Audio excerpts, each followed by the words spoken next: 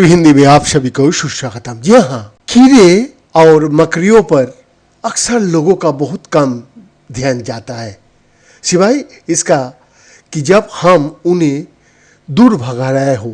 हालांकि ऑर्थ्रोपोड्स का रूप में कठोर ब्रह्मकंकाल और जुड़े हुए पैरों द्वारा पहचाने जाने वाली जीव वो उस पारिस्थितिकी तंत्र को बनाए रखने में एक आवश्यक भूमिका निभाती है जिस पर मनुष्य भरोसा करता है। उल्लेखनीय रूप से ऑर्थ्रोपोड सभी ज्ञात पशु प्रजातियों का लगभग 94% हिस्सा बनता है। साइंटिफिक रिपोर्ट्स में हाल ही में प्रकाशित एक अध्ययन से पता चलता है कि मानव गतिविधि आर्थ्रोपोड के बीच जैव विविधता को कैसे प्रभावित करती है और गैर जैविक कारक जैसे दैनिक तापमान में उतार चढ़ाव और समुद्र से निकटता शहरी क्षेत्र में आर्थ्रोपोड जैव विविधता को कैसे प्रभावित करता है। शोध में कुछ आश्चर्यों को उजागर किया है और बताया गया है कि कैसे घर के मालिक, भूस्वामी और शहरी योजनाकार इन छोटे लेकिन महत्वपूर्ण परिस्थितियों का एक स्वस्थ मिश्रण सुनिश्चित कर सकता है। जैव विविधता से तात्पर्य किसी भी क्षेत्र में जीवन रूपों की विविधता से है। सामान्यतया अधिक जैव विविधता का एक स्वस्थ, अधिक लचीला पारिस्थितिकी तंत्र बनाती है। शहरी परिवेश में उच्च जैव विविधता को बेहतर वायु गुणवत्ता, बाढ़ के खतरों में कमी और यहाँ तक कि मनुष्यों के लिए बेहतर मानसिक स्वास्थ्य जैसे लाभों से जोड़ा गया है। लॉस एंजल्स बेसिन में आर्थ्रोपोड जैव विविधता और संबंधित कारकों का आकलन करने के लिए USC Dornsife college of letters, arts and science के वैज्ञानिकों ने लॉस एंजलिस काउंटी के बायोस्कैन प्रोजेक्ट के प्राकृतिक इतिहास संग्रहालय के शोधकर्ताओं के साथ सहयोग किया।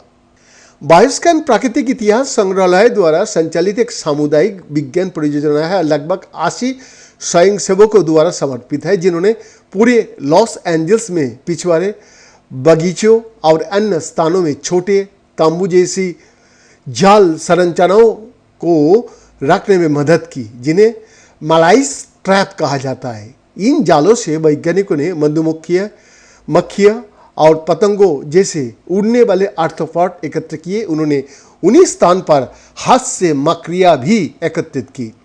साल भर चली परियोजना के दौरान संग्रहालय के कर्मचारियों ने प्रत्येक क्षेत्र में रहने वाली समूह की विविधता निर्धारित करने के लिए आर्थ्रोपोड्स का मिलान किया। परिणाम आश्चर्यजनक थे। सामान्य तौर पर हमने सोचा था कि अधिकांश आर्थ्रोपोड पर्यावरणीय कारकों जैसे डामर या कंक्रीट से ढकी भूमि और 24 घंटा के चक्र में तापमान में उतार चढ़ाव से समान रूप में प्रभावित होंगे। जैविक विज्ञान और मात्रात्मक और कंप्यूटेशनल के गेविलन सहायक प्रोफेसर प्रमुख शोधकर्ता मालिशा गुंजमेन ने कहा, यूएससी डोनेसाइव में जीव विज्ञान इसके बजाय हम इन जैसे कारकों पर अप्रत्याशित रूप से बड़ी संख्या में प्रतिक्रिया मिली, दोनों निकट से संबंधित समूहों को भीतर और विभिन्न समूहों में। उदाहरण के लिए कंक्रीट और डामर जैसी कठोर सतह का प्रचलन का विभिन्न कीड़ों की आबादी पर विपरीत प्रभाव पड़ा, जबकि इससे ड्रोसोफिलिडे परिवार की फल मक्खियाँ की विविधता में वृद्धि हुई। ऐसा प्रतीत हुआ कि हिप्पोलाइडिया सुपर फैमिली में क्रेन मक्खियाँ की विविधता में कमी आई है। दिलचस्प बात यह है कि मकड़ियों की विविधता कठोर आच्छादित भूमि के आसपास अधिक थी।